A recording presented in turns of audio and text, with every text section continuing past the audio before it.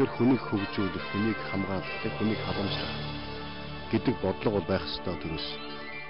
Иргэд болоод гадаад байгаа монголчуудын үр хөвгтүүдийг яаж Монголтой болох вэ? Тэгэхээр энэ жил маань одоо яах юм бэ одоо? Бас тэгэхээр барилгын тэнгэр татаад хүмүүсийн бүхэмдэл дээр бүхэмдэл нэмээд байх юм уу? Өөрөө нэг гараараа болохоор үнийг хямдруулах бодлого болдог, нөгөө гараараа болохоор үнийг өсөх бодлого болно. Гэхдээ энэ хууль гарахтаа бид хэдийн хүрээнд гараагүй гэдгийг би хэлмээр байна. Орон дөргийн эрхэм үзэгчтэй Монгол Улсын хөгжүүлээ ТV форум 26 дахь дугаараа үзэгч та бүхэнд өргөн барьж байна. Тэгэхээр манай ТV форум нэвтрүүлэг өнгөрсөн оны 10 дугаар сарын сүүлээс эхлэн үзэгч та бүхэнд хүрсэн. За өнөөдөр 26 дахь дугаараа үзэгч та бүхэнд өргөж байна. За энэ хугацаанд бид иргэний эрх үүрэг, шударгаас, төсөв санхүү, сонгуулийн хууль, уул уурхай, байгалийн баялаг, за мөн одоо бас Улаанбаатар хотын тулгымдсан асуудлууд гээд маш олон сэдвээр шийдвэр гаргагчдын, за иргэдийн байр суурийг үзэгч та бүхэнд бас хүргэсэн. За тодорхой зарим асуудлууд дээр бол одоо бас нэвтрүүлгийн зүгээс гэдэг юм нэвтрүүлэгт оролцогчдын зүгээс тодорхой гарцууд, саналуудыг ч гаргаж ирснийг үзэгч та бүхэн мэдж байгаа. За өнөөдөр 26 дахь дугаараа явуулаад нэвтрүүлэг маань бол төр хугацаагаар завсарлаа. Тэгээ яагаад гэвэл одоо сонгуулийн бэлтгэл ажил эхэлсэн, сонгуулийн хуультай холбоотой зүйлүүд байгаа гэдэг үзэгч та бүхэндээ бас хэлхийг хүсэж байна. За өнөөдрийн нэвтрүүлгээ бид нар байгаль экологийн асуудлаар үзэгч та бүхэнд хүрэхээр бэлтгэсэн. Тэгэхээр Монгол улс маань уул уурхай, газрын доорх баялгаа ашиглаж хөгжих юм хөгжлийн торгон заг дээр байдаг гэдгийг үзэгч та бүхэн мэдж байгаа. За үүний зэрэгцээ одоо дэлхийн нийтэд бол байгаль экологийн асуудал бол маш хурцаар тавигдж байна. Тэгэхээр Монгол улсын төр засгийн тэргүүнүүдэд, гадаад улс орнуудад ажиллах болгондоо одоо хурал зөвлөгөөнд оролцох болгондоо одоо байгаль экологийн холбоотой асуудлаар үг хэлж байна. Монгол улсын засгийн газар говьд хуралдаан хүртэл хийж ирсэн ийм явдал байгаа үзэгч та бүхэн санаж байгаа. Тэгэхээр яавал одоо жишээлбэл бид нар мөнгөтэй бас одоо устай, модтой үлдэх вэ гэдэг энэ асуудлыг өнөөдрийнхөө нэвтрүүлгээр бид голж ярих юм аа. Тэгэхээр сүүлийн үед бол улсын хурал дээр хилцэгдэж байгаа, одоо батлагдахаар хүлээгдэж байгаа асуудлуудын дотор байгаль орчны тухай багц хуулиуд нэлээд анхаарал татаж байгаа. Тэгээд нэвтрүүлгийнхаа ихэнд бас энэ хуулинд одоо яг ямар асуудлууд тусгасан юм бэ гэдгийг байгаль орчин хөсөд аж ахуйн байнгын орон дарга болтоочроос тавч мэдээлэл аваад ярилцлага эхлүүлэе гэж бодож байна. За тэгэхээр ороо мэндийг төвшүүлж байна бүгдд. Улсын хурлын хаврын чуулганаар ерөөсөө нэг багц асуудалтаар анхаарал төвлөрүүлж байгаа. Энэ бол байгаль орчныг хамгаалах багц хууль байгаа. Сүүлийн 20 жил Монгол улсад бол байгаль орчныг хамгаалахтай холбогдсон 20 гаруй хууль үйлчилж ирсэн байгаа өнөөдрийн хүртэл. Тийм учраас энэ 20 жилийн хугацаанд энэ хуулиуд бас хоорондоо давхцал ихтэй, хийдэгдэл ихтэй. За тэгээд ер нь бол одоо энэ 2000 оны энэ одоо ихээр ингэж хүчтэй энэ уул уурхайн тесрэлтийн хөгжилтэй уялдаж чадаагүй ерөнхийдөө бол манай чинь уул уурхай харьцангуй сул хөгжилтэй. Ингээд бас эндээ таасан л байгаль орчны эрх зүйн зохицуулт бол болоод байсан юм байна л. Гэтэл сүүлийн 10-20 жилийн дотор ер нь статистик тоогоор харахад бол 1000 орчим гол өрх, 500 орчим булаг шанд ширгсэн. Ер нь бол энэ дэлхийн нийтээр хамгийн сэтгэл зовоосон энэ экологийн одоо энэ аюулгүй байдал, цөлжилт, экологийн сүрэл гэдэг юм бол хүн төрлөختнийг бүхэлд нь өөрлөж байна. За угаасаа Монгол улс өөрөө Төв Азийн их өндөрлөг далайн түвшнээс 1600-700 м ших өндөрт оршдог. За ургамлын бүрх өвчин их сэрэг, за үржил шимт хөрс нь бол их одоо давхраг нэнгүнтэй эргэж төлжих чадвар бол удаан ер нь эмзэг экологийн орчин гэж үздэг юм байна. Тийм учраас энэ уул уурхай эрчимтэй хөгжиж байгаа энэ нөхцөл байдал түүнчлэн одоо энэ цөлжилт Монгол улсын нийт нутаг дэвсгэрийн 78-80 орчим хувь бол үндсэндээ одоо цөлжсөн гэж үзэж байна.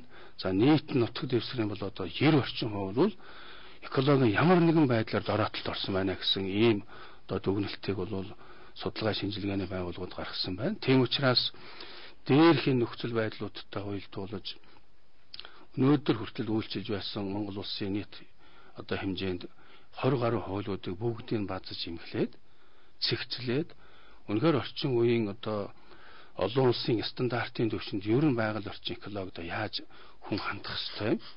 Яаж байгалаа хамгаалах вэ? Тэрнийг яаж одоо хүнтэйгээ ойр холбож үзэх үү? Тэгээ байгалаа сүрүүлэхгүйгээр тэр эдийн засгаа хөгжүүлэхэд бол байгалийн байлгаа яаж ашиглах вэ гэсэн ер нь бол олон улсын нэлээд тийм түгээмэл одоо тогтцсон стандарт тийм одоо жишгнүүдийг шингээсэн тэр 22 хуулийг бол нэг 10 хууль болгож имхлэн зохицуулж үндсэндээ бол байгаль орчин үсэд ээжхэн байнгын ороод эхний хэлцүүлгийг хийцэн. За ер нь бол улсын их хурлын удирдлага, улсын их хурл дахь Монгол Ардын намын бүлэг, ардсан намын бүлэг, манай одоо бусад одоо их хурл дахь улс төрийн намуудын төлөөл бол энэ удаагийн одоо улсын их хурлын бүрийн эрх өндөрлөх энэ хүчтэй хаврын чуулганаар энэ байгаль орчныг хамгаалах багц хуулийг батлаад ингээд бол одоо үйл ажиллагаа өндөрлөө гэдэг дээр санал нэг. Яагаад тэгэхээр Монгол орн, газар шороо, уул ус энд бол улс төр байхгүй. чинь байгаль орчны одоо холбогдлолтой бусад хуулиуд явж байна. Тэгэхээр нэг зүйл сонирхоод үзэгчд бас сонирхож байгаа л да. Одоо тэгэхээр яг энэ хуулийн дээр хахад шинэ одоо яг өмнөхөөсөө өөрчлөгдөх гол зарчмын өөрчлөлт юу юм бэ? Жишээ нь одоо усны талаарх бидний бодлогод ямар өөрчлөлт орох юм? Нэгдүгürt, хоёрдугаарт энэ нэг нөхөн сэргээлтийн асуудлыг анхаарал татчихж шүү дээ. Ялангуяа тас хоёр өглөө уул уурхаан үйл ажиллагааг замбраагүй явуулсан газрууд одоо Монголын өнцөг болон бүрт байна. Манай Дархан улаан аймагт гэхэд одоо Шарын голд ч гэдэг юм ингээл байж л байна. Тэгэхээр энэ нөхөн сэргээлтийн бодлого дээр одоо яах юм? Бид ерөөсөө нөхөн сэргээлт хийдгүү л бүхнийг одоо хориглолдог, хязгаарладаг, хаадаг энэ систем рүү шилжих ёстой. Тэгэхээр энэ дээр би одоо бас тодорхой бас мэдээлэл өгүүлэхгүй бол хууль гаргаад идэг. Яг тодорхой зарчмын өөр хандлага нь юу юм бэ? Сая та бол бүлгүүд их зөвшөлтсөөр яг сүүлийнхаа чуулганыхаа төгсгөлийн хэсэг дээр зориуд одоо гол одоо ач холбогдол болгож ингэж асуудал тавьж байгаа гэж байна. Тэгэхээр энэ дээр бас мэдээлэл нэмэлт мэдээлэл. Тэгэхээр бид нар бол өнөөдрийг хүртэлхээ хугацаанд энэ ялангуяа уул уурхай энэ үйлдвэрлэлийг эрхэлж аж ахуй эрхлэхдээ ер нь бол салбарын яамдуудаар дөрөөл одоо ерөөсөө зөвшөөрлөө олгоод байгалийн байлаг нөөцөө тус тусдаа ашиглаа явчихдаг. Тэр зэрэг энэ байгаль орчны багц хууль батлагдсанаар энэ дотроо байгаль орчны тухай хууль нэмэлт өөрчлөлт оруулснаар энэ байгалийн байлаг гэдэг энэ ойлголтыг бол тус тусд нь яриад байна. Уул уурхай ашигт малтмлыг болохоор тэр эрдэс байлэгт хамааруулаад нэг өөр яриад ан амтан ургамал усыг болохоор байгаль орчны төрийн захиргааны төв байгууллага яамд хамаатай юм шиг ингээ ерөнхийдөө энэ байгалийн байлгийг зөв зохистой ашиглах салбар дундын болон бүс нутгийн зохицуултыг бүхэлдээ бол энэ ашигт малтмал энэ алтцис нүүрс энэ ан амтныг бүгдээрингийн базаад энэ бол байгалийн байлгийн нөөц гэдэг ийм нэгдсэн одоо тийм ойлголтод оруулах нэгдүгээрт энэ хуулийн гол зорилго. Тэгэд энэ том нөөц баялагийг менежмент хийх зөв зохистой. Өөрөөр бол одоо өнөөдөр бол энэ үнэхээр одоо энэ хязгааргүй хөгжиж байгаа эрчимтэй хөгжиж байгаа энэ уул уурхай эрдэс байлгийн энэ одоо зохицуултыг тэр ашигт малтмлын тухай хууль төрөөс эрдэс байлгийн талаар төрөөс баримтлах бодлого гэдэг юмар зохицуулна гэдэг бол баг хотлоо байна. Тийм учраас ерөөсөө бид бол байгальд гэдэл баригдаж хөгжих ёстой. Тийм. Юу ажиллана вэ? Таны ярьж байгаа санаанаас бол үндсэндээ сүүлийн үед бас явуулж байгаа байгаль орчны талаар болон уул уурхай эрдэс байлгийн салбарт явуулж байгаа бодлогууд маань хоорондоо уялдаа холбоо алгаа. Уялдаа холбоо байхгүйгээс ерөөсөө мөнгө улаан нүд цагаан гэдэг зарчмаар өнөөдөр ерөөсөө эдийн засгийн өсгөжэвэл бүтээн байгуулалт хийжэвэл одоо байгаль орчин одоо сүйдэх байгаль орчинд одоо хохирол учрах хамаа алгаа гэсэн бодлого сүүлийн 20 жил явж иржээ. Энийг л одоо зэгцдэгс асуул ярьж байна шүү дээ. Ер нь бол эрт дээр үес монголчууд бол нэг байгаль их дэлхий ээж гэж ярьдаг те эцэг тэнгэр гэж ярьдаг. Байгаль дэлхийтэйгээ байнга хүн холбоотой байж байгалаа хамгаалах, байгалаа зүү зохистой ашиглах талаар бол одоо олон жилийн хэдэн зуун жилийн хэдэн мянган жилийн түүхэн уламжлалтай байгальтайгаа л одоо дасан зохис байгальтайгаа шүтэн барилдаж амьдарч ирсэн улсууд. Тэгэхээр сүүлийн жилүүд энэ бодлого маань алдагдсан юм байна. Одоо бид ярьж байгаа энэ эдийн засгийн өсөлтийг яаж иргэдийн амьдрал ахуйд наах вэ гэж. Нөгөө талдаа эдийн засгийн өсөлтийг бий болгож байгаа энэ одоо тэг баялагийг газрын баялаг, байгалийн баялагийг ашиглаж байгаа энэ үйл явцаа яаж байгаль орчиндоос хал балгүй болох вэ? Хохирол баг учруулдаг болох вэ? Хэрвээ хэдийгээр хохирол учруулж байгаа бол яаж эргэж нөхөн сэргээдэг болох вэ? Гэдэг үүднээс энэ асуудал эргэж ирж байгаа. Тэгэхээр манай иргэний зориг ногоо намын дэд дарга улсын их хурлын гишүүн Инкот дарга бол бас дарга уучлаарай тий дарга. Инкот дарга энэ тал дээр бас манай иргэний зориг ногоо намын бодлого бол бас тий ногоон эдийн засаг, ногоон хөгжил гэж бас ярьдаг. Тэгэхээр бид нар бол тогтвортой гэж яриад байгаа. Эдийн засгийн өсөлтийг яаж иргэдийн амьдралд наах юм? Эдийн засгийн өсөлтийг хөгжил нь яаж байгаль орчиндөө сөрөг нөлөөгүй байх юм? Энэ бүгдийг одоо нийлүүлж байгаа тийм эдийн засгийн өсөлт бол байгаль орчиндөө ээлтэй байх ёстой. Эдийн засгийн өсөлт бол хүн ардаа өгөөжтэй байх ёстой гэсэн бодлогыг тогтвортой гэж яриад байгаа. Тэгэхээр энэ тал дээр одоо тэр ногоон эдийн засаг, ногоон хөгжил гэж яриад байгаа талаа та бас юм одоо бидний өнөөдөр сэдвтэй холбоотой юм байна. Би зүгээр бас нэмээд асуухад одоо бол бас улсын хурлын ээлжид сонгуул болох гэж байна. Тэгээд намууд маань бол мөрийн хөтөлбөрөө эхний байдлаар боловсруулад үндэсний аудитын газарт хийн болохоор өгсөн байгаа. Өнөөдрийнхөө нэвтрүүлгээр бид одоо бас ирэх сонгуулийн мөрийн хөтөлбөрт намууд одоо энэ ногоон эдийн засаг, байгаль технологийн асуудлыг яаж тусгаж байгаа юм бэ гэдэг асуудлыг бас тавьж мэдээлэл өгөх тийм ээ. Бодлогын одоо сонирхох үүднээс улсын хурл судалтай 3 намын төлөөллийг бол өрсөн. За мэдээж Монгол Ардын намын гишүүд байна.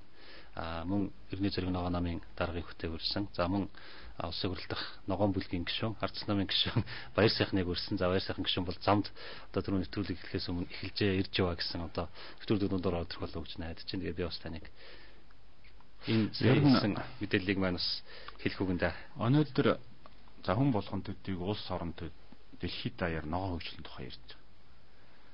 За энэ дээр бол яг өнөөдрийн сонгуул улс төртэй холбоотой хоёр зүйлийг хэлье гэж бодож байна. За нэгдүгээрх нь бол Монголын тулгамдаад байгаа асуудал бол түрүүн сая манай гишүүдийн хэлдэг байгалийн нөөцийн засаглалын асуудал. Өөрөөр хэлбэл өнөөдөр улснаас ахуулаад зис нүүрс за тэр байтугай газрын талбай, ус агаар бүгд нийлээд байгалийн нөөцийн асуудал. Тэгэхээр байгалийн нөөцийн засаглал бол өөрөө Монголын төрийн одоо үндсэн бүтэц юм а гэдгийг бид нар ойлгох хэрэгтэй. Өөрөөр хэлбэл хүний бүтээсэн зүйл бол үргэлж байгаль орчин дотор л явдаг. Тэгэхээр Монгол улсын засаглал бол Монгол улсын Монгол орны байгалийн нөөцийн засаглалын шууд одоо нөлөөнд ор явах хэрэгтэй. Нэгдүгээр. Хоёрдугаарх нь бол экологийн аюулгүй байдлын тухай яриа. Өөрөөр хэлбэл хүн төрөлхтний өөрийнх нь хөгжил, үйлдвэржилт, хот байгуулалт, технологийн хөгжил бүгд амьдрах орчинтойгоо одоо зөрчилдөж байгаа экологийн аюулгүй байдлын асуудал. За ялангуяа хувь хүний төдийгүй томоохон корпорацууд, улс орон хоорондын өрсөлдөөнүүд одоо ашигын төлөө хит тулаарснаас болж экологийн аюулгүй байдал руу орж байгаа шүү дээ. За гурав дахь зүйл бол энэ дотроо энэс том сэдв бол ногоон хөгжлийн тухай яриа. Юу гэж байгаа хүмүүс бол байгаль хамгаалах ногоон хөгжил хоёрыг андуураад байд. Байгаль хамгаална гэдэг бол юу гэсэн үг вэ? Өнөөдрийн байгаа үйлдвэрлэл, технологи, хотоос одоо байгаль хамгаалах тухай яриа шүү дээ. Ер нь одоо магадгүй жишээ туулгалыг өнөөдрийн байгаа хотчлтоос яаж хамгаалах вэ? Яаж одоо хог новшоос байгалыг хамгаалах вэ гэдэг. Ногоон хөгжил бол бүр дараагийн ойлголт. Өөрөөр хэлбэл хүн өөрөө, улс орон өөрөө амьдралынхаа хэв заврыг өөрчлөхгүй юм бол байгалыг хамгаалж чадахгүй юм байна гэдгийг ойлгосон байхгүй. Тийм учраас байгалыг хамгаалахын тулд хүний нийгэм, одоо эдийн засаг нийгэм, улс төр засаглал өөрөө өөрчлөгдөх ёстой юм байна. Энэ өөрчлөлтийн процессыг ногоон хөгжил гэж нэрлэж байгаа хгүй. Тэгэхээр би хамгийн энгийн жишээ хэлье л да. Одоо өнөөдөр Улаанбаатар хотод орон сууц барьж байна. Орон сууцыг бид нар одоо өвлийн улиралд нингэн хамтаа барьчаад дараа нь учиргүй нүүрс талж одоо халаагаад дараа нь утаандаа хордоод тэгээ утааныхаа эсрэг тэмцэж байгааг бол байгаль хамгаалах гэж нэрлэж байгаа. Хэрвээ анхнаас нь ханаа дулаахан бариад нарны гэрлийг ашиглаад утаагүй анхнаас нь эдийн засгийн хувьд ашигтай байсан бол энийг ногоон хөгжил гэж нэрлэж байгаа байхгүй. Тийм учраас Монгол улсын стандарт, хууль, төрийн бодлого, нийгмийн хөгжлийн бодлогуудад ерөөсөө анхнаас нь ногоон болох тухай ярьж байгаа. За тэгээ саяны хуультай холбоотойгоо ганц хоёр зүйлийг хэлэхэд бид бол иргэний нийгмийн байгууллагууд, ялангуяа уул уурхай эрхэлж байгаа бизнесмэнийхэн, за тэгээд энэ байгаль хамгаалж байгаа хүмүүстэй маш их одоо ярилцсан. Тэгээ энэ багц хуулийг бол 100% дэмжиж байгаа.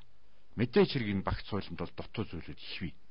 Гэхдээ энэ бол түрүүний хэлдэг Монголын төрийн бодлого өөрөө ногооныг приоритет гол чиглэл болгох зэрэг рүү явж гин гэж итгэж байгаа. За тэгээд мөрийн хөтөлбөртэй холбоотой ганцхан зүйл хэлэхэд бол за үргэлжлүүлээд ярина үз. Ерөнхийдөө ногоон хөгжил бол иргэний зэрэг ногоон намын улс төрийн одоо жанжин шүү. Тийм учраас бид нар бол хоёрхан жишээ хэлье. Нэгдүгээрх нь ногоон байгалаа хамгаалах ногоон хөгжлийн бодлого бол Монгол улсын хөгжлийн мөнхийн приоритет байх ёстой гэж үндсэн хуулинд оруулна гэдэг улс төрийн байр суурийг бид нар баримталж байгаа. Өөрөөр хэлбэл Монгол улсын бүх Монгол хүний амьдрах, Монгол нутагт бизнес эрхлэх, Монгол нутагт улс орныг авч явах бүх зарчим бол Монгол орны байгалийн нөөц байгальтай уялдана гэдгийг үнд суулаар бид батлах хэрэгтэй. За хоёрдугаарх нь бол одоо энэ байгалийн нөөцийн менежмент эдрийг дагуулад би жишээл төрийн жишээн дээр хэлье. Байгалийн нөөц экологийн аюулгүй байдлын засаглал буюу маш хүчтэй төрийн яамыг байгуулах хэрэгтэй. Үүний дор одоо уул уурхай, улс, хот байгуулалт, төлөвлөлт бүх зүйлийг хянах. Өөрөөр хэлбэл байгалийн нөөц экологийн аюулгүй байдлын яам бол Монгол улсын гол чиглэлийн яам байх хэрэгтэй. Гэсэн ийм байр суурь байж байгаа. Энэ бол засаглалын жишээ тий. Өнөөдрийн байгаль орчин аюул зүйчлийн яам гэдэг нэг юм чиглэлийн яам байгаа. Энэ яамыг бол байгалийн нөөцийн менежмент хийдэг. Салбарын яамдууд тэндээс нөөц гуйдаг. Энд уурхай авах, энд газар тэрайлан газар хагалъя, энд ус ашиглая, тэнд одоо зуулчил явуулъя гэдэг ийм байдлаар бол төрийн захиргааны энэ төв байгууллагын үүрэг функцэн дээр бол байгалийн нөөцийн зохицуулалт, стратеги, төлөвлөлт, дунд болон урт хугацаанд ерөөсөө улс орны хөгжлийг хангахын тулд энэ байгалийн нөөцөөс ямар нөөцийг нь гаргаж өгөх экологийн сүрүүлэхгүйгээр гээд. Тэгэхээр яг л одоо үнэхээр ногоон засаглал руу оруулах тийм шатыг бол энэ хуулинд байна. Яг наад дээр чи одоо ийм асуудал үүсэж байгаа. Их бот гişүн хэлж байна. Тэгэхээр энэ дээр бол төрийн удирдлагын бүтэц зохион байгуулалтыг бид хянан үзэх шаардлагатай болж байгаа чиг үүрэг. Тэгэхээр ер нь бол энэ захиргааны онол номлолт бол байдаг л да. Яамдыг бол салбарын болон салбар хоорондын яамд удирдлагын ерөнхий чиг үүрэг гэж бид яриад байгаа. Тэгэхээр одоо цаашдаа бол бид удирдлагын ерөнхий чиг үүрэг гэдэг сангийн яам, гадаад иргэн яам, хууль зүйн яам гэж ярьдаг байхгүй юу? Одоо цаашдаа энэ байгаль орчны яам бол салбар хоорондын, салбар дундын зохицуулт хийдэг шинжир угаас дэлхийд дахин ороод явцсан. Тэр утгаараа удирдлагын ерөнхий чиг үүргийн яг саяны миний хэлсэн энэ чиглэлийн ийм яам болох хэрэгтэй болж таарч байгаа. Яг одоо энэ цаад агуулгаар. За манай ардын намын хөтөлбөрт бол сая бид нэр оруулахдаа бол яг л ногоо хөгжил, ногоо эдийн засгийн асуудлыг тусгасан. Тэгээ байгаль дөрвөн одоо үндсэн том бүлэг одоо хуваасны нэг нь байгаль экологийн бодлогын хэсэг байгаа. За тэр дотор бол бид нөгөө сэргээгт хэрчим хүчийг ашиглах тухай асуудал, уур амьсгалын өөрчлөлтийг одоо тооцсон асуудал, хөрсний бохирдлын асуудал, тэгээ саяны усны менежменттэй холбоотой асуудал гэдэг бүгдийн цогцоор нь гаргаж ирж. Тэгэхээр бид шинэ юм ер нь юу дэвшүүлээд байгаа юм бэ? Сая байгаль орчны нөөцийн засаглал гэж. Ерөөсөө Монголын улс төрд одоо цоо шин юм орж ирж байна. Одоо Инх бат гишүүн, манай Баяр сайхан гишүүн, одоо Балдаочор, манай Бямцгт гишүүн бид ингэж байж. Монголын улс төрд өмнө нь одоо 8 оноос өмнө байгаагүй нэг зүйлийг бид бол оруулж ирж байгаа. Энэ удаагийн парламент. Энэ бол эко улс төрийн бодлого гэж. Ногоон улс төр гэж хүмүүс ярьж байна. Энэ бол 1992 онд ирээдүйн Жанирогийн тунхаглал гэж тогтвортой хөгжлийн стратеги гэдэг юм дэлхийд тэнд гарсан. Одоо дахиад ирээгийн уулзалт болох гэж байгаа шиг байна. Тэгэхээр энэ хүрээнд ногоон одоо эко улс төрийн бодлогын хүрээнд юу авч үзэж байна вэ гэхээр зэрэг геополитикийн асуудлыг ч авч үзэж байна. Дээр нь бас нөгөө ядуурлын асуудлыг авч үзэж байна. Эдийн засгийн өсөлтийг авч үзэж байна. Тэгээд энэ одоо болгон эко улс төрийн бодлого гэдэг энэ шин юм бол Монголын улс төрд орж иржээ. Энэ ганцхан ногоон номын асуудал биш болж. Одоо ингээд бүхэл номууд энэ ногоон асуудлыг гаргаж тавьж байна. Жирийн айлын одоо өнөөдөр манай малчид маань мэдэрч шүү дээ. Малчтаас асуугаад таны юу санаа зовж ийн нөхөд бэлчээр гэж хэлдэг байсан бол одоо хажууд энэ ухаж байгаа газар шороо, энэ талхлагдж байгаа байдал, бороо орохгүй энэ хуурашж байгаа байдал.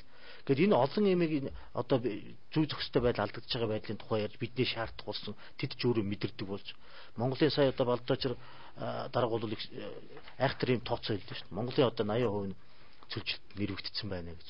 Тэгээ ингээ үзэхээр зэрэг бидэнд цоо шин улс төрийн үзэл баримтлал мэдээж энэ шин зүйл биш. Шин зүйл биш. Гэхдээ Монголын нөхцөл шин өнцгөөс шин хандлагаар харах ийм шаардлага тулгарсан.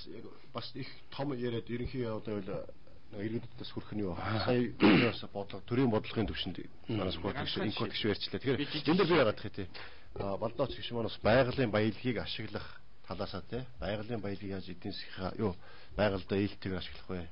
Яаж одоо эргэж нөхөн сэргээх вэ гэдэг тал дээр ярьж байна. Үүнээс гадна одоо өнөөдөр монголчуудын амьдралд нийтлэг тулгамдаад байгаа нөгөө цөлжилтийн асуудал байж байна. Хуурайшлын асуудал байж байна. Усны одоо тэр нөөцийн хомсдлын асуудал байж байна. Энэ тал дээр одоо бас бид ярих хэрэгтэй байна. Энэ тал дээр одоо нарийн сэдвүүрийг авах. Нарийн сэдвүүрийг нийтлэг хөдөлмөрчтэй иргэд малчтай одондож байгаа. Дээрээс нь одоо ан амтныг те хайрлах, ашиглах одоо нэг талаас мэдээж дархан цаастай амьтыг хамгаалах хэрэгтэй. Гэтэл одоо манай ховд аймаг жишээ нь ярихад хулан гэдэг амьтыг хэд өсөж байна. Ерөөсөө малтай бэлчээр боловсролтой болцсон байдаг. Ирвсийг бид хамгаалдаг, дархан цаастай улаан намд орцсоныг хамгаалдаг. Гэтэл хуучин бол бэлчээр дээрс мал барьдаг байсан бол одоо айлын хотонд орж ирээд айлын хотноос нь мал барьдаг болцсон байж өсөөд. Тэгээ энэ бид байгалыг ашиглахаас гадна зөв зохистой, хамгаалахаас гадна зөв зохистоос ашиглах тал дээр ялангуяа одоо энэ ус тэгээ бид цөлжилт, хуурайшилт, ан амтэн гэдэг сэдвэр бол сэдв бас жоох нийтлэг болох хаа гэж бодож байна. Тэнд ч бас улс төрчдийн бодлогын асуудлуудаас би бол бас бодлогоо бас тайлбарлах. Зөв зүгээр ерөнхийдөө нэвтрүүлгийн өснөг энэ чиглэл рүү яваад бол илүү зүгээр болгож тань л да. Ер нь сүүлийн хэдэн жил бол Монголд ерөөсөө уул уурхаагаас өөр ярддаг сэдв бараг байхгүй болсон шүү дээ. Тэгэл улс төрийн намууд ч улс төрч ч иргэний хөдөлгөөнөд ч ерөөсөө бүгд уул уурхаан талаар маш өргөн мэдлэгтэй. Бүгд уул уурхаан салбарын хүмүүс болж хуурсан. Тэгээ ер нь уул уурхаагаа ашиглаад ухаал явуучвал ер нь тэгэл бүх юм болчихно гэж боддог. Та бүхэн одоо жишээлбэл хамгийн сүүлдэхэд уул уурхаа дээр маш том одоо гэрээ байгуулсан энэ парламентын хийсэн том ажлуудын нэг гэж үнэлдэг. Оюутлахын гэрээг байгуулсан. Тэгэхээр оюутлахын гэрээг одоо жишээлбэл байгуулсныг олон хүн шүүмжилдэг л дээ. Говьд ус хэрэгтэй юу? Эсвэл говийн тэр зэс одоо алтыг авах нь илүү чухал уу? Тэгэхээр говьд одоо энэ том том уурхай байгуулад байгаа нь одоо жишээл говийн одоо энэ усны нөөц багтай говийн асуудлыг улам хөндрүүлж байна гэсэн ийм байдлаар бол хүмүүс шүүмжилдэг шүү дээ нууц хөлгөд тийм ээ. Тэгэхээр одоо бол зүгээр ингээд бид нар одоо цаашдаа энэ уул уурхайн бодлогоо одоо яг энэ байгаль экологийн бодлоготойгоо яаж хоршуулж явах юм бэ? Одоо жишээл говийн тэр уул уурхайн том ордуудыг ашиглахын тулд энэ усны асуудлыг яаж хийдэг юм? Говьдоо эргээд байгаль экологид яаж одоо баг сөрөг нөлөөтэй байх талаас нь анзаах юм гэдэг энэ чиглэл рүү жишээлбэл те яг иймэрхүү байдлаар жишээлээд яриул илүү зөв сонирхолтой болох юм л да. Ус чандмын эрдэнэд бас монголчууд бүр дээр үесээ те чандмын эрдэнэд хамгийн одоо эрдэнэс хамгийн үнэтэй эрхэм зүйл ус гэж монголчууд хэдэн зуун жил бас ярьж ирсэн. Гэтэл өнөөдөр усыг бид эдийн засгийн хэрэглэлтэнд эдийн засгтаа уул уурхай ашиглахтаа ерөөсөө айгүй үнэгүй сая болдоос шилж хэлжсэн тийм ээ 0.15 мөнгөөр нэг одоо куб метр усыг үнэлдэг байсан. Өнөөдөр нь 150 төгрөг болцсон байж байгаа. 150 төгрөгийн үнэтэй усаар бид нэр те ямархуу нэмэн үртэг бий болгож байна. Өнөөдөр бий болж байгаа өнөөдрийн уушгнаас маргааш өөх гэж бас бид ярьдаг. Өнөөдөр тэгэд хизээч нөхөн сэргээгдэхгүй хизээч дахиж бий болохгүй баялгаараа өнөөдөр бид те өнөөдрийн хідэн төгрөг олох гэж яваад байгаа хэр зүг бодлого вэ? Энэ дээр бас бид ярих хэрэгтэй байх л та. Өөрөөр хэлбэл зөвхөн оюутлахаас цаашдаа говьд 5 толгоос эсвэл нарийн сухад цаан суугч гэх юм ингээд маш олон том ордууд ингээд нэгтгэд бэлэн хүлээж байна тийм. Тэгэхээр эднийг одоо ингээд ашиглаад байх юм уу? Ашиглах юм бол одоо тэр усны асуудал яаж хийх гэдэг юм бид нар бас жоохон тэр тал руу төлөхөө яриул зүгээр юм болоо гэж байна. Уул уурхаагаас өмнө би маш ойрын нэг жишээ хэлье. Яг хүмүүс бол Монгол уул байгалийн нөөцийн менежмент яаж явж байгааг өнөөдөр би ганц жишээгээр хэлье. Улаанбаатар хотод Монголын хүн амын тэгэн агс амьдарч байна. За Монголын улс төр эдийн засаг соёл ер нь Монгол үндэстний гал голомт нь энд байж байна. Гэтэл энэ гал голомтыг усаар тэжээдэг ганц гол нь туулгал байна. Японы эрдэмтдийн судалгаагаар ер нь хүмүүс мэдэндээ Монголын гол усны гол нөөц бол мөх цэвдгээс үүсэлтэй. Өөрөөр хэлбэл газрын хөрсний чимт хижээл. Өвлийн улиралд хөлдөөл, зуны улиралд тэр нь дээшгийн капилляр байдлаар хөрсөд хижиж идэг. Тийм учраас Монголд дандаа уулын араар мод ургадаг. Тэгээд энэ мөнх цэвдэг бол 20 мянган жилийн өмнө үүссэн. Тэрнээс өмнө үүссэн цэвдэл одоо мөнх цэвдэг үеийн үлдэгдэл шүү дээ. Энэ зузаан бол 6 м байсан юм байна. Одоогоос 20 жилийн өмнө Улаанбаатар хотын орчимд. Японы эрдэмтдийн судалгаагаар энэ бол 10 жилийн дотор 3 м хүртэл багассан. Тэгээ хэрвээ энэ маягаараа өнөөдөр 30 градус салж байгаа шиг ингэж явбал ойролцоогоор 10-аас 15 жилийн дотор Улаанбаатар хотын орчмын бүх мөнх цэвдэг алгуулна. За тэр үед ямар үед дагаар гарах вэ? Хоёр үед дагаар гарна. Нэгдүгээрх нь энэ хавийн бүх хар шороо байхгүй бол. Ягдвал язгамгүй нүхэд. Хоёрдугаарх нь усгүй бол. За ингээд Улаанбаатар хот усгүй болохоор усны дутагдал бол эдийн засгийн том асуудал болно. Эдийн засгийн асуудал нь улс төрийн асуудал болно. За эндээс тэгвэл өнөөдөр бид нар ямар байна вэ гэхээр Улаанбаатар хотын усны асуудал бол ус сууг ашиглалтын газар тариалагддаг. Хөдөө хотын аймаг сумдын усны асуудал бол барилга хот байгуулалтын яам тариалагддаг. Тийм биз? За усны нөөцийн асуудал нь байгаль орчны яам тариалагддаг. Ингээд задраа явцсан. Тэгээд би энэгээр юу уул уурхаас ярихаас өмнө ганцхан зүйлийг бас хэлье гэж бодсон. Ерөөсө хүн төрөлхтний 6000 жилийн түүх бол дандаа л усаа дагдаг. Монгол улсын түүх ч гэсэн хэрлэн одоо туулгалаад дагж байгаа шүү дээ. Тэг өнөөдөр Оросууд бол Монгол улсыг төлөвлөхдөө түрүүн Сүхбаатар гишүүн ирж ирсэн. Дархан Эрдэнэт хоёрыг сэлэнгийг дагуул төлөвлөсөн. Ер нь хүн төрөлхтний хөгжил усаа дагдаг байхгүй. Монгол улсын эдийн засгийн хөгжил уул уурхайг одоо ярихлаар ганцхан зүйл гарна. Бид ус байгаа мó гэдэг асуулт. 1 тонн зис хайлуулах, 1 тонн төмөр гаргах, 1 мянган хүнтэй хот байгуулах. ус байх юм. Тэгэхээр Тэгэхээр ус гэдэг бол тийм говийн бүс. Ус гэдэг бол энэ бол байгалийн нөөцөөс гадна амьдралын нөөц байхгүй. Тэгэхээр ингээд бүгдийг үзэхлээр энэ засаглалч асуудал босч ирээд одоо уул уурхаар би яриаг шилжүүлэхийн өмнө мэдээж баяр сайхан гишүүдээр ярина үз. Уул уурхайн бодлого хэрвээ ингэж замбраагүй явбал энэ соёл иргэншил хөгжлийн бодлогын гол дайсан болох аюултай байхгүй. Энэ дээр яаж уул уурхайн бодлогыг Монгол улсын хөгжил соёл иргэншлийн бодлоготой уяах вэ гэдэг бол одооны өнөөдрийн Монголын төрийн мэрэгэн ухаанаас л хамаарна. Тийм л. За баяр сайхан гишүүн жоохон уцарч орж ирсэн тий. Жоохон уцарч ирлээ. За усны асуудал яа харахгүй одоо манай гишүүд ач холбогдол өгж байгаа ус чанд мөн ирдэн. За энэ хот гишүүн хэллээ. Эртний том соёл иргэншлүүд бол ус гол мөрнөө дагаж амьдарч байсан. За монголчууд бид бас ижилхэн. За уул уурхаан хөгжил Монгол улсын ирээдүй Монгол улсын хөгжлийг нэг шатанд гаргана гэж бид өнөөдөр ярьж байгаа. Гэхдээ яг өнөөдрийн нөхцөл байдлыг бодтойгоор харах юм бол усныхаа нөөцтэйгөө усныхаа одоо байгаа хэмжээтэйгээ харьцуулаад үзэх юм бол уул уурхаан хөгжил усны хомсдлоос болоод тодорхой хэмжээнд очиж зогсно.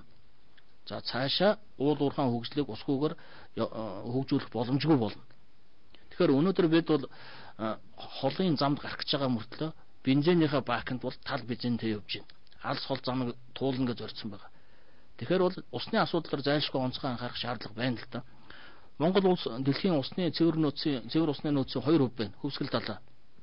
За хятад улс дэлхийн цэвэр усны нөөцийн 6% нэ.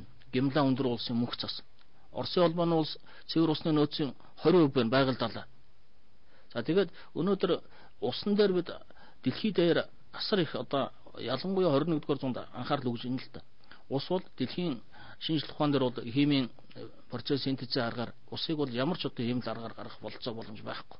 Хүний цус тарих энэ гурыг л одоо хүн төрөлхтөн шинжилгээ хийж чадахгүй шүү дээ. Тэгээд Ливид сая том дайн гарлаа. Дэлхийн том гөрнүүд дайтлаа. За хүмүүс бол нефтийн төлөө дайн хийсэн гэж ойлгож байгаа байна. Ерөөсөө тийм биш. Ливийн тэр хэлсэн зүйл бол газар доороо дэлхийн хүн төрөлхтний цэвэр усын нөөцийн 36% нь тэнд нуугдастай байна. Тэгэхээр ус ямар үн цэнтэй ач холбогдолтой зүйл гэдэг нь бол ойлгомжтой. За би бол одоо Монгол улсынхаа хөгжлийг цаашид бол энэ усны асуудалтай холбогдоод монголчуудад уснаас болоод дахиад нэг тийш нүүн гэж би бол хувьдаа харахгүй байгаа. Усгүй болохоор нүгүүд явж байсан соёл иргэншил байгаа.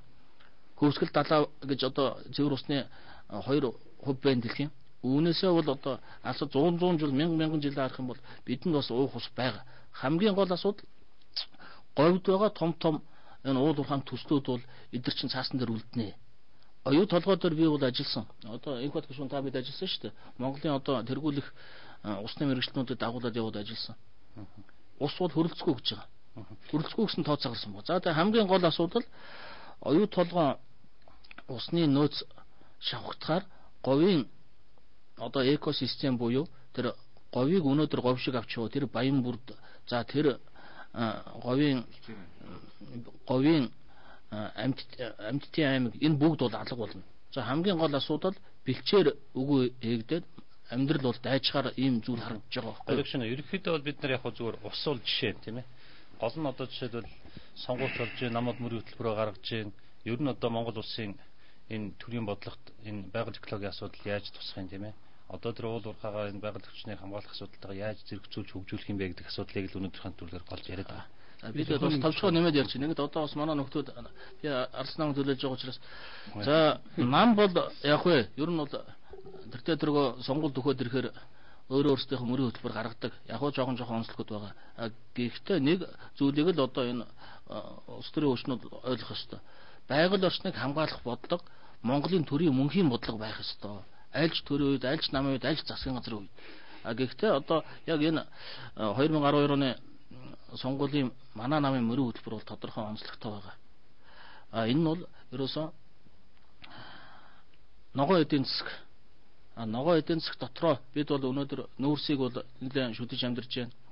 Ногоон эдийн засаг дотроо онцлогтойгоор сэргээгдэх эрчим хүч, альтернатив эрчим хүч, нар салхины эрчим хүчийг ашиглах асуудал дээр бол онцгой анхаарал өгсөн байна. За мөн усны эрчим хүчийг ашиглах. За усны эрчим хүчийг ашиглахдаа бид бол Монгол улсаас улсаад гараад явж байгаа гол мөрөн дээр усан сан байгуулах. За одоо жишээлбэл энгийн зүйл ярихад сэлэн мөрөн дээр усан сан байгуулж за улмаар цахилгаан станц барих гэх мэт одоо онцгой ийм саналуудыг тусгасан байгаа л да.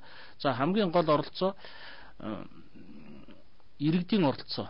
За манай намын мөрийн хөтөлбөрийн нэг чухал зүйл бол хүн болгонд тэгш боломж олгоё гэдэг ийм асуудал. Тэгэхээр өнөөдөр уулуурхайн баялагаас тэгш хуваарлтыг ард иргэд бол үнэхээр хүсэж байгаа.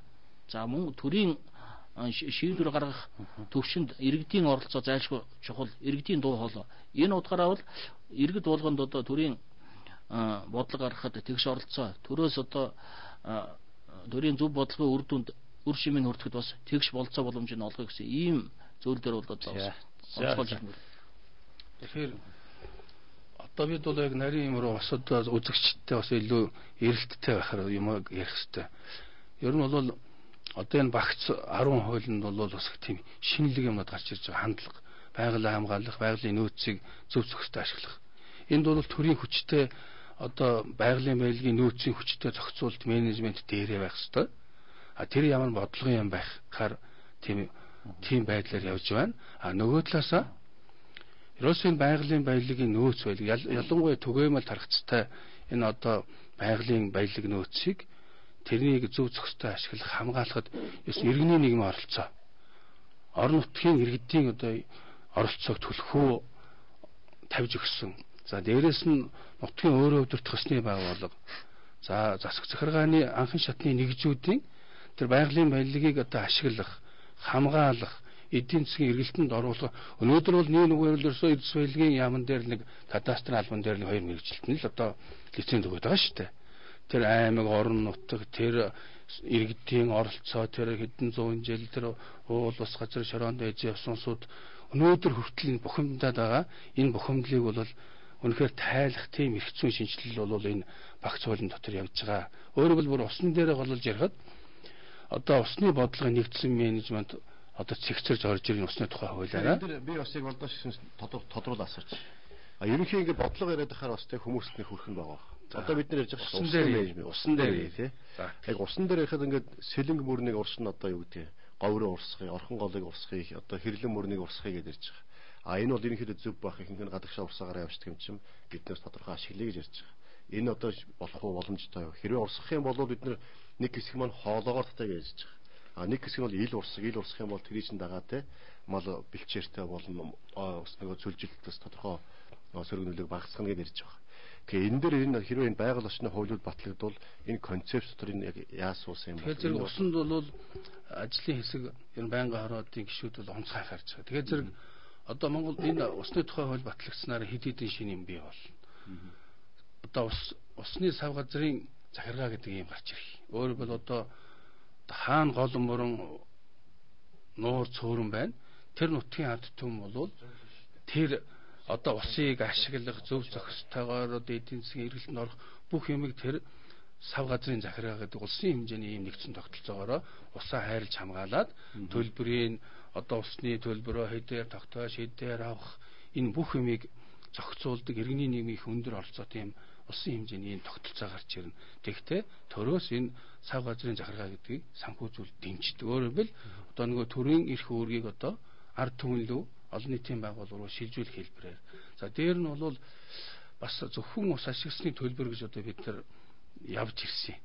Одоо бол энэ зөвхөн ус төдийгүй байгаль бохирдуулагч гэдэг ийм түгээмэл нэр томьёо гаргаж ирээд ерөөсөө байгалийн нөөцийг ашигласны төлөөс тэр иргэн аж ахуйн төлбөр төлөхийн зэрэгцээгээр тэр ашиглана гэдэг чинь өөрөө бол байгалыг бохирдуулж байгаа. Тэр хэмжээгээр мөн давхар төлбөр өгдөг. За усан дээр бол үнэхээр сул бодлого явсан юм элэ ус ашиглалтын дээр. Одоо өнөөдрийн хүртэл бол одоо 1 литр ус бол 0.15 мөнгө нийлүүнтэй байсан юм байна. Тэгээ одоо энэ бол энэ усны төлбөрийн үнийг өсгөж байгаа. Өөрөөр хэлбэл одоо 1 литр усны үн бол нэг 80 мөнгөнөөс төгрөг 50 мөнгөний хооронд бол тэр уурхай салбар аж ахуйн нэгжүүдийн ашигт ажиллагааны түвшинтэй уялдуулж засгийн газар усны төлбөрийг бол хийх юм бол үүдэн татгаар байгаа. Тэгээ зэрэг бол нөгөө оюу толгой болоод босод тийм тогтвортой гэрээний одоо тэр том төслүүдэд дээр ус яах уу гэдэг юм яригдчихэж байгаа. Тэгэхэд харин яг бас сайн муу хэлүүлсэн ч гэсэн оюу толгой хөрөнгө оруулалтын гэрээн дээр усны төлбөрийг бол хөдлөж байхаар бол бид хийсэн юм байна. Яг иргэний зориг ногоон намын хувьд бол бид нар нэлээд ярьж хагаад за ойлгомжтой хүднээс би товчхон хэлье. 3 төвшөнд Монгол улсад маш том өөрчлөлт шинжилт хийгддэг гэж байна. Нэгдүгээрх нь Солонгос бол өөрийнхөө үндэсний хөгжлийн яамыг ногоон хөгжлийн яам болгож хувирсан. Дэлхийн олон орнууд энэ чиглэлд явж байгаа. Өөрөөр хэлбэл лидер нь хаашаа явж гин улс орон тэрийг дагдаг. Тэгэхээр нэгдүгээр лидер өөр юм яриад барилга барина гэж яриад хоёрдугаар хүн ногоо орно гэж яриул энэ бүтэхгүй. Тийм учраас нэгдүгээр төвшөнд улс үндэстний удирдлагын төвшөнд Монгол улсын хөгжил төлөвлөлтийн том бүтцийг бий болгох хэрэгтэй. Энийг бол ерөөс албан ёсоор дэлхийн трендийг дагаад ногоон хөгжлийн яам байх хэрэгтэй. Одоо үндэсний нэгдүгээр төвшин, хоёрдугаар төвшин өдөр тутмын салбар дундын болон эдийн засгийн өсөлтийг хангах зорилгоор байгалийн нөөцийн болон экологийн аюулгүй байдлын яам байх хэрэгтэй. За 3 дугаарх нь бидний ойлгож байгаагаар урд нь бол Монгол хүний эрх гэж ярихлээр бид нар дандаа улс төрийн эрх ярьдаг байсан. Дараа нь хэвлэл мэдээллийн эрхчлөө ярьдаг байсан. Өнөөдөр тэр хүний амьдрах эрх буюу экологийн эрхийн асуудал яригдана. Юугвал бэлчээрийн менежмент түрүүн Балдаач хэлшүүн хэлдэг. Нутаг орны усны асуудал бол тухайн Монгол улсын иргэний суур үндсэн эрх байхгүй. Тийм учраас энийг иргэний удирдлагад өгөх ёстой. Өөрөөр хэлбэл нутаг орны гол ус, бэлчээр эдрийг бол хүний эрхийн салшгүй хэсэг гэж үзэж иргэний засаг захиргаанд өгөх, нутгийн зөвлөлүүд өгөх. Уулуурхайн компаниуд бол хариуцлагатай уулуурхайн зарчмаар төр иргэн гэдэг бизнес гэдэг энэ зарчмаараа ажиллах ёстой. Өөрөөр хэлбэл Монгол улс бол өнөөдөр бүхнийг төрөөр зохицуулж чадахгүй. Тодорхой хэсгийн бизнес хариуцах ёстой, тодорхой хэсгийн иргэд хариуцах ёстой, тодорхой хэсгийн төр хариуцах ёстой. Тэгэхээр 20 жил явсан Монгол улс өнөөдөр ардчлаар одоо божит ардчлалын одоо өмнө нь бол бид нар дандаа улс төрийн ардчлал ярьсан байхгүй. Өнөөдөр божит ардчлалын дараагийн 20 жил эхэлж гэнэ гэж ойлгож байгаа байхгүй. Тэгэхээр энэ гишүүнээ яг ярьж байгаа дээр би бас нэмээд хэлэхэд те. Ер нь бол одоогийн ярьж байгаа их хурл засгийн газар. За дээрээс нь сая бид нар Монгол Ардын нам бас 2012-оос 16 онд улсын их хурлд оролцох сонгуулийн мөрийн хөтөлбөрийг баталсан. За 2011-ээс 2031 он хүртэл урт хугацаанд Монгол улсын хөгжлийн хөтөлбөр, Монгол улсыг яаж хөгжүүлэх вэ гэдэг урт хугацааны хөгжлийн хөтөлбөрийг ард түмний хөгжлийн хөтөлбөр баталсан байна. Энд бол бас яг ярьж байгаа те. Энэ хөгжлийн бодлого төлөлтийн асуудал ярьж байгаа. Өнөөдөр энэ салбаруудын бодлого, байгаль орчныг хамгаалах гэдэг нэг салбарын бодлого явж байдаг. Агтл байгаль орчныг ашиглах гэдэг нэг тусдаа яам, дээд соёл эрчим хүчний яам бодлого тусдаа явж байдаг. Эдгээр хоорондоо уялддаггүй. Дээрээс нь төрийн төвшөндөө, засгийн газрын төвшөндөө, орон нутг, аймаг төвшөнд, сум одоо иргэдийн төвшөнд ингээд энэ бодлогоодос босоо уялддаггүй. Энийг яаж уялдуулах вэ гэдэг асуудлыг хөндөж байгаа. Энэ дээр бол хөгжлийн бодлого төлөвлөлтийг бол салбар дундын болоо те бусад байдлаар нь уялдуулах асуудлыг нэлээд сайн тусгаж өгсөн гэж байна. За энэ байгаль орчныг ашиглахдаа, тухайн газар нутгийг ашиглахдаа, эдийн засгийн эргэлтэнд оруулахдаа, хамгаалахдаа, нөхөн сэргээхдээ те тухайн газар нутаг дээр амьдарч байгаа иргэдийн санал санаачлага, тэдний ерөөс хүсэл сонирхлыг харгалзаж асуудлыг шийддэг байя гэсэн энэ юм бол ашигт малтмын тухай хууль, одоо энэ байгаль орчны хуулиудад бол нэлээд сайн суулгаж өгсөн. Энэ чиглэлээр цаашдаа тухайн газар дээр амьдарч байгаа иргэн бол тухайн газрынхаа яаж захиран зарцуулах вэ гэдэг дээр шийдвэрлэх үүрэгт оролцоотой байх асуудал. Өнөөдөр ямар ч оролцоо байхгүй байж байгаа. Манайс ч яг зөв татаад сухад одоо бол иргэдийн гэдэг юм уу нутгийн саналыг бол авж байгаа гэдэг ба шүү дээ. Одоо аймгийн иргэдийн орлого гэдэг юм уу сумын иргэдийн орлогоос зөвшөөрөл авдаг энэ төр гэж бас нэг ярьдаг тийм ээ. Тэгсэн мөртлөө л ерөөсөө тэр сум оронд нэгдэж байгаа уурхаг юм уу иргэдийн эсрэгүүцэл биднээс асуугаагүй л гэл одоо ингээд бөө маргам. Тэгэхээр наадах энийг одоо жишээл яг тэр иргэдийн урлаас нь асуухаа хэлээд байна уу? Одоо жишээл тэр уурхаг ухах гэж байгаа газрын хажууд байж байгаа тэр малчид өгжөнд байгаа тэр хүмүүсээс асуухыг хэлээд байна. Ерөөсөө яг тэр өнөөдөр бол тэ сумын засаг дарга сумын иргэдийн хурлаас тэ санал авдаг. Сарын тэр саналаа өгөхгүй бол ерөөсөө шууд зөвшөөрөл лицензийг олгоо явуулдаг. Ийм хуультай байж байгаа. Одоо бид хуулиндаа ямар өөрчлөлт оруулах вэ? Энийг хайгуул хийх үү хийхгүй гэдэг тухайн нутагт амьдарч байгаа иргэдийн нийтийн хурлаар тийм үү? Иргэд нь бүгдээрээ цуглаад асуудлаа ярьдаг. Ашиглая гэх юм бол ашиглуулъя. Ашиглахгүй бол ашиглуулахгүй. Ашиглахтаа тэгвэл ямар хуу байдлаар яаж хамтарч ажиллах вэ? Харилцан үр ашигтай байх уу гэдгийг тухайн иргэдийн өөрсдийнх нь оролцоотой. Зүгээр иргэдийг төлөөлж байгаа сумын засаг дарга иргэдийн хурлын даргатай биш. Иргэдийн өөрсдийнх нь оролцоотой асуудал шийдэх болж байна. Энд нэг зүйл хэлэхэд зүгээр ийм хоёр түрүүн би яригдчихсан байгаль хамгаалах асуудал нэг асуудал. За тэр бас нөгөө байгалийн менежмент ихт нь бол бас тустай асуудал. Тэгэхээр энд юм л байгаа л та. Санаа зовж байгаа асуудлын тухай ярих юм бол мэдээж хэрэг бид нэр эргэн тойрондоо бүгд санаа зовж байгаа. Би хүүхэд байхасаа жишээл минингийн талд цагаан зэр байгаасаа тэнд нэг юу төмөр зам тавьж иргээ тэрийг алга болгочихгүй санаа зовдөг. Жишээл увс нуур одоо хөвсгөл нуур ямар нэгэн байдлаар нөөц нь багасчихгүй гэж айдаг байсан. Тэгэхээр энэ бол ингээд бидний зовлон бол ингээд байдаг. Тэгэхээр саяны хэлдгээр энэ болгоныг одоо ингээд санаа зовж байгаа асуудлуудыг ер нь яаж шийдэх юм гэхээр дотроо ирэмбэлж байгаа байхгүй.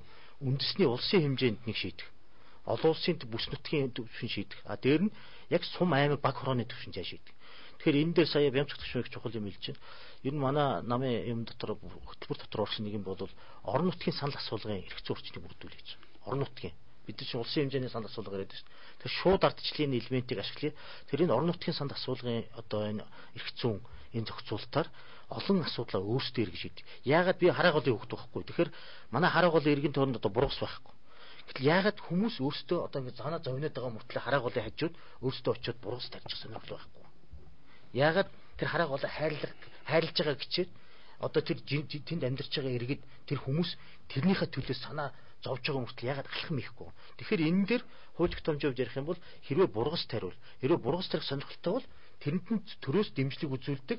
А тэгсэн хүмүүсийг бид дэмждэг орчин. А нөгөө талаас яг саяны хэлдгэр энэ байгальтай яг тэр одоо ингээд харах юм бол ерөөсөө монголоор үлдэх юмсан гэвээ сая зэний агсны бодогдож байна. Монголоор үлдэхийн тулд монгол байгаль чигээрээ байж монгол хүн, монгол төр гэдэг бол үлдэн. Тэгэхээр яг саяны хэлдгээр энэ монгол байгаль, монгол ахуйгаа хадгалахын энэ гол юм дээр иргэнийг яг тэр одоо амьдарч ховд аймгийн мэс суманд амьдарч байгаа хүнийг яг тэр сумынхын байгаль орчинтой тэр сумынх нэргэд өөрсдөө яаж уйдгуу гэдэг дээр тэр татврын болоод тэр байгаль орчны хууль тэр усны гэдэг энэ сонирхол тэрнээс улс төрчтэй төрдөө эдгээр энийг хариуцах хэрэгтэй. Бид мэдээж хэрэг улсын хэмжээний бодлогоо ярина. А түрүүний яриад байгаа асуудал дээр та малынхын бэлчээр санаа зовж байгаа бол та энд үе удам дамжиж амьдарч ийсэн болвол энэ дээр та юу хийх юм? А дээрээс нь төрөөс энэ дээр юу ямар олцох юм? Одоо цаашдаа шийдэл гарцуул ингэж л хийгдэх ёстой гэж ойлгож байгаа. Тэгээ энэ дээр бид цаашдаа гаргалгаануудаа гаргаж. Одоо зүгээр энэ дээр ганц хоёр уучлаарай жишээ хэлээд тэгээ. Богдуул те. Богдуул 90-ад оноос өмнө ардталтаа модтой байсан шүү дээ. Инкот гişүн хэллээ те. Ерөөсөд ардаа модоор модтой байсан. Богдуулыг дархан цаастаа гэдэг бид нар баг багтаа тэнд одоо хотын иргэдэл амьдэрдэг байсан.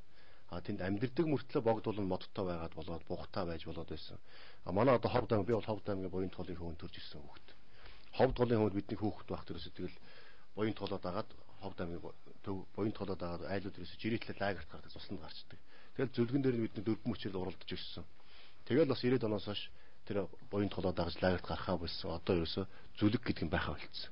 Тэгэхээр бид нар байгалыг хамгаална гэдэг бодлого маань те ерөөсөө хүнийг ойртуулахгүй байх ш. Байгалыг хамгаална гэдэг бодлого хүнээ яаж те байгальдаа илгэмсгүй болгох уу? Байгалаа энэ чиний юм шүү гэж өөр юм сэтгэлээр ханддаг болгох уу? Ингийн тулд одоо ашиглуулах, зүй зохистой ашиглуулах. Туулгалыг ч гэсэн бид ингээд ойртуулахгүй байна. Туулгал нь бохирдол хүмүүс хүнийх ирээл ууж жагаад ууж исэн усныхаа шилийг шидчихэл явж гэдэг юм уу ингээд ханддаг. А хэрвээ тийм ингээд зүй зохистой ашиглах юм бол хүн өөр юм сэтгэлээр хандаад эхлэх юм бол байгаль орчноос хамгаалахыг хамгаалт болох юм болов гэж би боддог. За ер нь энэ гişүүд бол нэг зүйлээр санал нэгж байна л да. Монгол улсын ерөнхийлөгч одоо 3 жилийн тэртээс нэг асуудлыг ярьж байсан.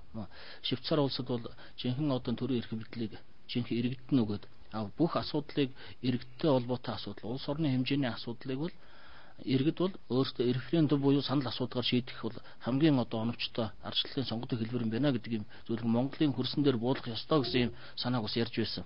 Тэгэхээр бол одоо бас ардын нам, ардсан нам ер нь бол улс төрийн хүчнүүд бол энүүн дээр бол одоо санал нэгдэж байгаа зүйл бол ажиглагдаад байгаа сүүлийн үед.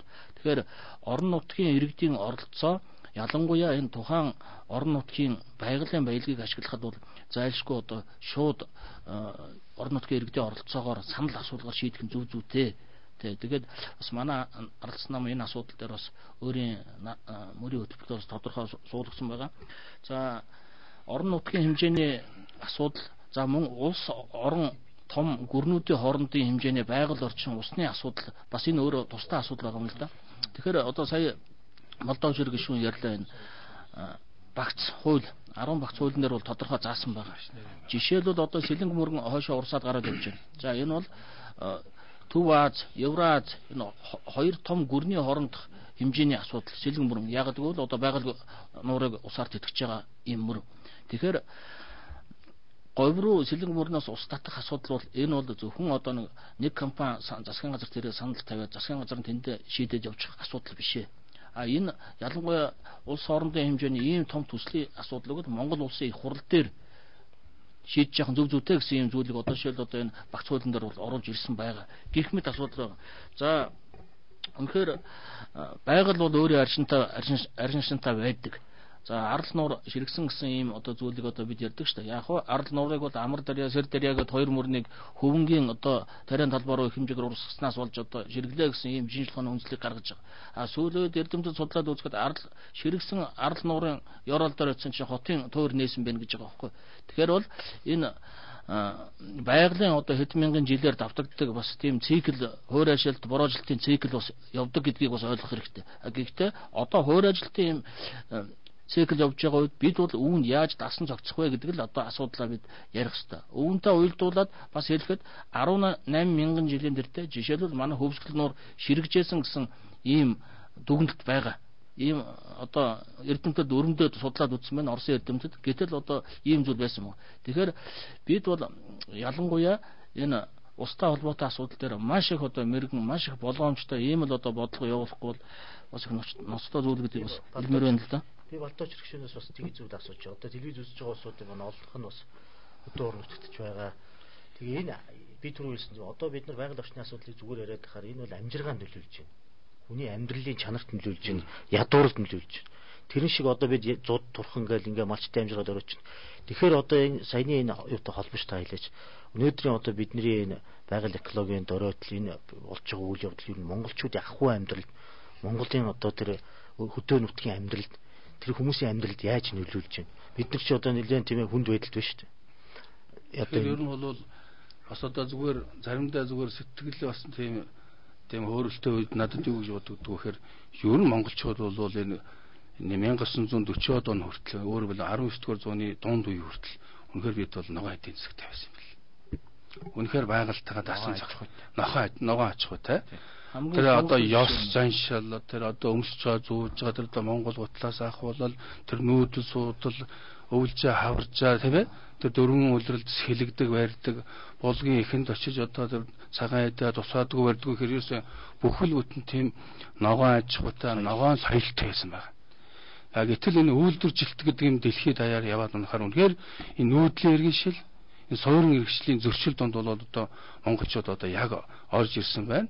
Эндээс л бид тэр агуу их том байгалаа шүтдэг. Тэгээд нөгөө бэлчээрээс оогоосоо уснасаа юм аваад амьдралаа зохицуулаад явдаг энэ юмыг яаж авч үлдэх үү гэхэд ямар ч үгээс энэ удаагийн улсын хурлын багц бол дэмтэй болно. За ер нь бол сүүлийн 10 20 жилд бол энэ ган гацыг энэ хоор ашилт бол шууд одоо манай үндсэн суур эдийн засаг болсон малайчхан одоо үр ашиг шин буурах, өрсөлдөж чадвар сулрах тийм ээ ган зууд тохиож байгаа барьж байгаа бол үнэхээр бол энэ байгалийн энэ өөрчлөлт энэ байгальд одоо шууд болон шууд усаар нөлөөлж байгаа энэ нөлөөлөлтс бол үнэхээр энэ ядуурл гэдэг юм гарч ирж шээ. Нэг тоо хэлээ л да. Нэгдсэн үндэсний байгууллагын судалгаагаар 1 сая хүнд оног одоо байгалийн гамшигт нэрвэгдсэн 1 сая хүнд оногдох хэмжээгээр Монгол бол дэлхийд 2-т орж байгаа. Нэгдүгээр байранд Африкийн Свазиленд гэж улс байгаа.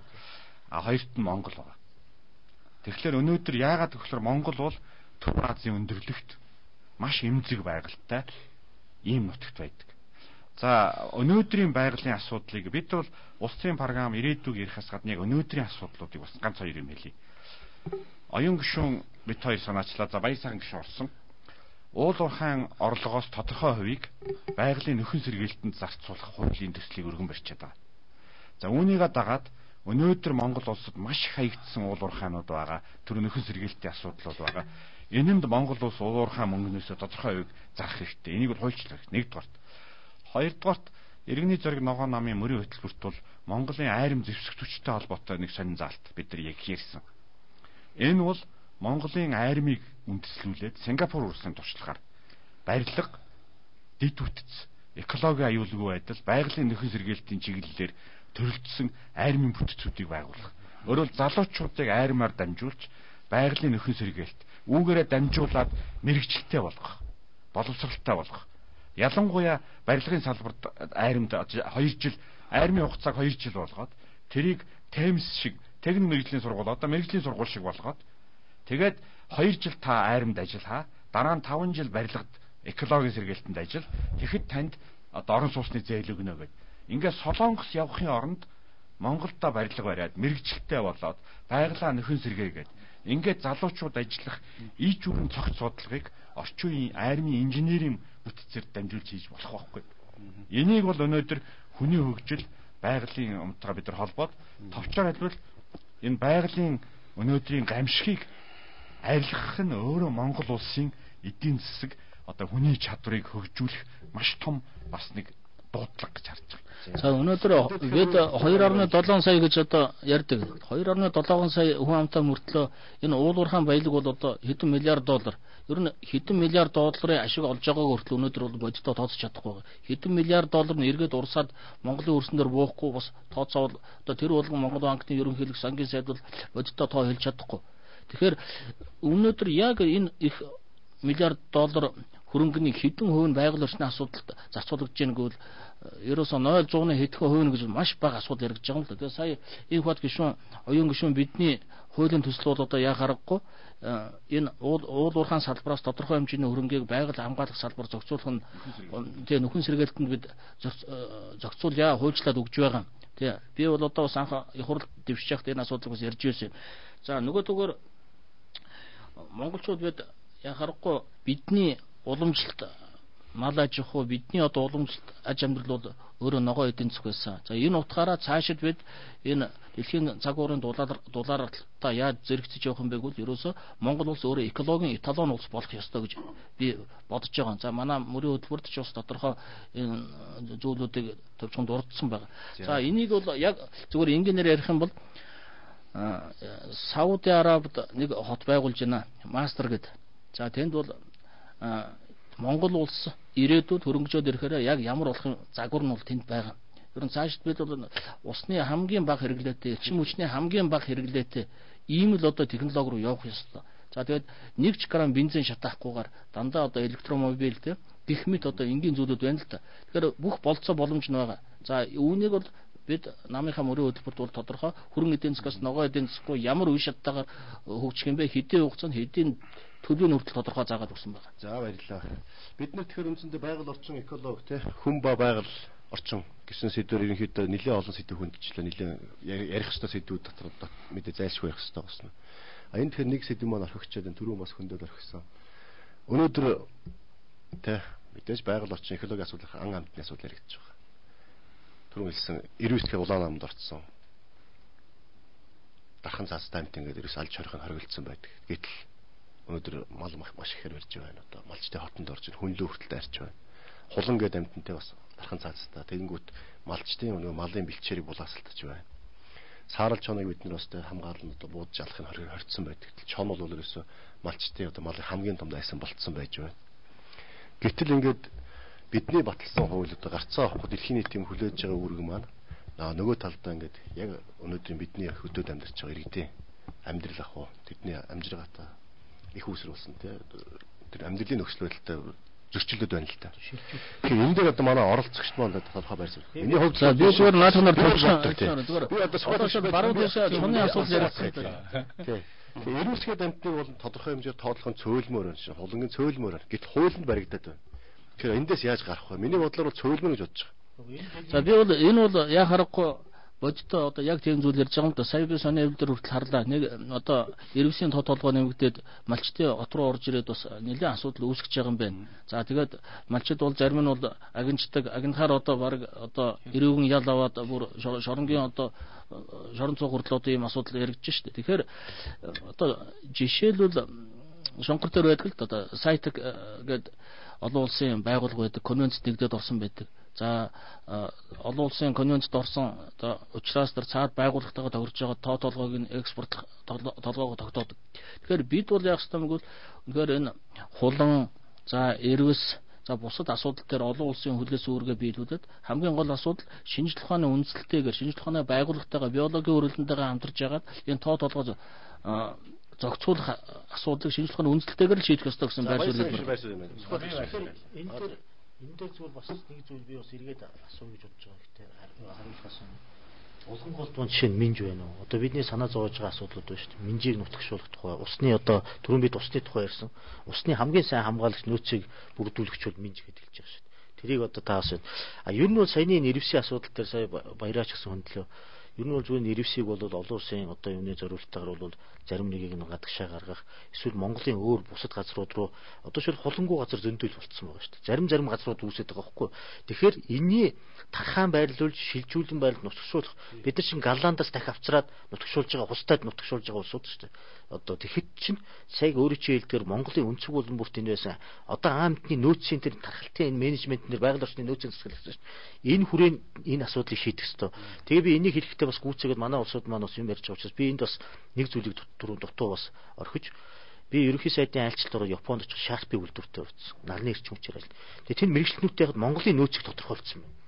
Монголын нар салхины нөөц бол ерөөсөө бидэнтэй дандаа сул талаа ярьлаа. Маш их ариун нөөц. Бид Монголыг бол ерөөсөө энд асар том нөөц бол Монголд бол нар салхины нөөц байгаа юм байна. Малчтын одоо хэрэглээнд явцсан шүү дээ. Жишээ нь ийм сонирхолтой юм хэлжсэн. Дэлхийд биш үү те? Дэлхийд хэдийгээр Монголд орой болоод нар ингээд орой болдог боловч дэлхийн хааны газар дандаа нартай байдаг.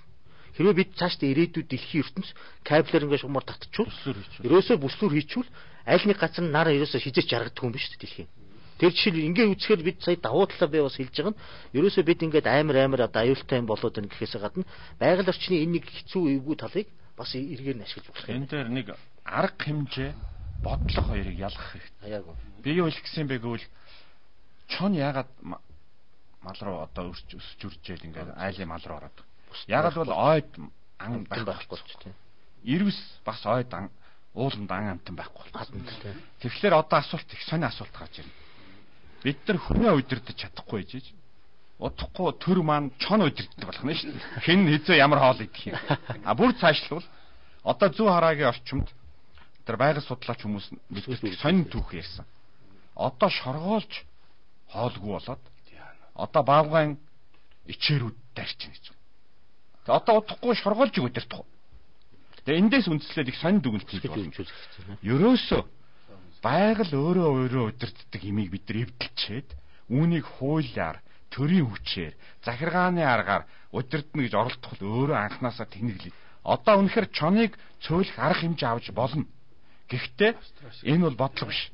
Одоо Монголын бодлого ерөөсөө биологийн төрөл зүйлийг хамгаалах иж бүрэн бодлого авах хэрэгтэй.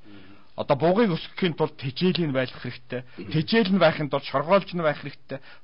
Чон нь тэгээд бугаа идэж явах хэрэгтэй гэдэг ингээд үзэхлээр эцэст нь нэг юм л очино. Нөгөө монголчуудын 100 жилийн өмнө мэддэг байсан байгальд хүн өөрөө дураараад өргөдгийг л болиулах тухай ярихгүй. Тус савдагтай байдаг шүү. Тус савдагтай. Би нэг өгүүлбэр бас төр матчих. Тэгээ тэр юу гэхээр одоо бол одоо ашиглалтын лиценз бол 1500 орчим ашиглалтын лиценз байна. Өөрөөр хэл яг одоо хөрөнгө мөнгөөр цуглуулад авах гэж байгаа. Тэрөөсөө за 3500 хайгуулын лиценз байна. Уг нь 8500 байж байгаа 3500 болтол буурсан. Тэгэд энэ ашиглалтын лицензэл бас нэг 1000 үлдэнэ. За тэр хайгуулаас бас нэг 1000 лиценз үлдэхээр ингээд 2000 орчим ийм уул уурхайн бол ойрын 3-5 жил дотор ашиглалтанд орох төлөвтэй байна. Тэр зэрэг энийг ингээд тооцоо хийгээд үзэхээр нөгөө байгалийн нөөцийн менежмент тооцоо байхгүй. Энэ 2000 уул уурхай хэрвээ яг энэ хуулийн дагуу ингээд цаашаа явбал энэ 200-аас 250 сая хүн амтай улсын эдийн засгийг тэтгэх тийм байгалийн нөөцөө бид нар өгсөн байгаа. Гэтэл Монгол улс 3-5 сая хүн дотор ойрын 1-5 жилд явна шүү дээ. Тэр зэрэг бол үнэхээр ер нь бол эмх замбраагүй байдал. За ер нь бол бид бол яг тийм өвөрмөц 90 үед амьдарч байна. За одоо би бол хөвдөө бол ардчлалтаас одоо коммунизмоос ардчлал руу орох энэ үед амьдарч байна. За байгаль цаг үеийн хугацаа ярих юм бол бас энэ экосистем бол өөрөө өөрчлөгдөж байгаа. Хэдэн зуун мянган жилийн өмнө одоо арслан зан гэж ярьдаг байсан. Энэ Монгол нутагт амьдарч одоо байхгүй болж байна. Тэгэхээр бас энэ бүх зүйл одоо солигдоод явж байгаа. Тэгэхээр бас бид нар бол энэ байгалийн араншин гэдэг зүйлийг бас давхар ойлгох ёстой гэдэг хэлмээр байгаа. За хамгийн гол асуудал хэлэхэд бид энэ уул уурхаагаас орж ирж байгаа хөрөнгийг за байгаль орчныг хамгаалахад зохицуулах нь зайлшгүй гарцаагүй зүйл. Нэг номерт хүн байгаа шүү. Хүнээ мартаж болохгүй. Монгол хүн энэ баялгаас хүртэх ёстой гэдгийг хэлмээр байна. За энэ дээр би ганц юм хэлье. ерөөсө ногоон хөгжлийн бодлогыг ингээд судлаад үзээд дэлхий дээр явж байгаа юм үзэхэд ганцхан дүгнэлтэнд хүрч байгаа. Юу гэвэл өнөөдрийн Монголын төрийн бодлого засаглал Монголын соёл дээр үндэслэх ёстой. Яг бол Монголын соёл бол Монголын байгаль орнтой холбоотой. Тэгэхээр өнөөдөр бол ирээдүйн 20 жилийн гэдэг юм уу Монголын төрийн бодлогын маш том дутагдж байгаа зүйл бол орчин үеийн засаглалын тогтолцоог Монголын соёлтой холбох тухай. Энийг хэрвээ бид нар шийдэж чадвал Монголын соёл нь Монголын газартай холбогдно. Ингээд бид нар бол ногоон бодлого хэрэгжинэ гэж бодож байгаа. Тэгэхээр энэ дээр яг нэвтрүүлгийн тухайд бол хэлэхэд эцэст нээлэх гэж байгаа санаа бол хүн бол байгалийн чамт, нийгмийн чамт мөн гэдгээ бид бол ухамсарлах цаг болжээ гэж хэлмээр байна. За тэгээд өнөөдрийн Монгол Улсаа хөгжүүлэх ТV форумын маань хувьд Бямц цогт гишүүн Амраа одоо маань бид 26 дугаар бэлтгэж ингэж явуулсан байна. Өнөөдөр 2012 оны 5 дугаар сарын 5-ны өдөр TV5 телевизээр одоо ингээд сонгуулийн хууль тогтоомжтой цаг үеийнхаа нөхцөл байдалтай холбогдоод нэвтрүүлгээ бид төр завсарлаж байна. Бидний зорьсон зорилго бол мэдээж Монголоо хөгжүүлэх юмсан, Монголоо сайхан байлгах юмсан, Монголдоо сайхан амьдрах юмсан гэсэн энэ чин зорилгод хөтлөгдөж нэвтрүүлгээ хийж олон түмэнтэйгээ байр суурь мэдээлэл хуваалцлаа.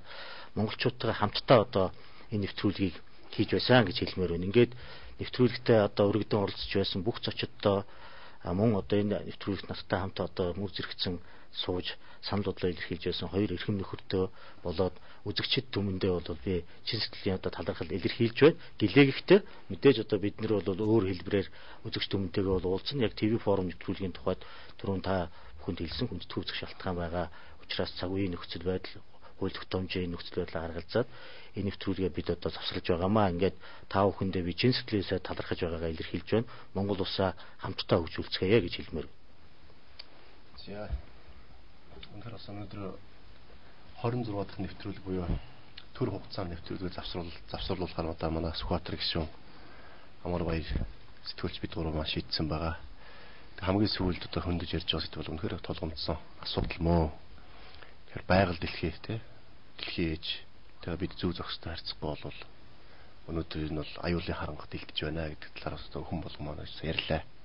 Энэний урдлын сэдв бид эдийн засгийн өсөлтийг яаж иргэдийн амьдралд наах вэ? Энэ хүн болгон Монголын бий болж байгаа баялгаас яаж хов хүртдэг, ижил тэгш хүртээмжтэй хүртдэг байх вэ гэсэн сэдвээр ярилцсан. Өнөөдөр бид амьдарч байгаа энэ ээж болсон, их болсон дэлхийг байгаль дэлхийг хайрлах ёстой байна. Энэ бүгдийг уялдуулж Монгол улсын эдийн засаг өсөж байна.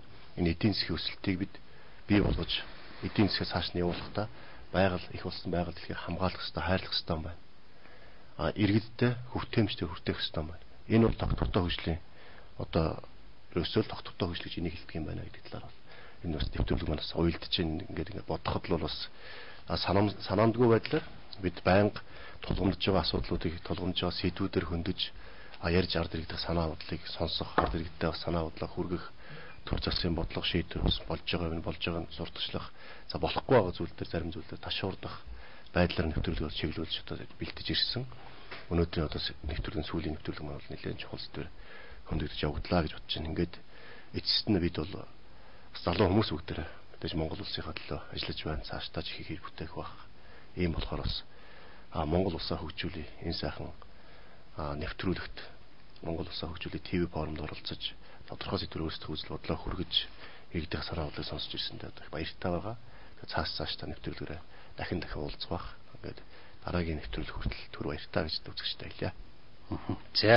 За ингээд Монгол Улсаа хөгжүүлэх ТV форум маань нэг дугаар, за бас нэг хэсэг дугаар бол үгээр өндөрлөж завсарлаж байна. Ингээд анхаарал хандуулж ирсэн үзэгч та бүхэнд баярлалаа. Өнөөдрийн дугаарт анхаарал хандуулж үзэгч та бүхэнд бас баярлалаа. Өнөөдрийн дугаарт өргөдөж ирсэн 3 гишүүндээ бас баярлалаа.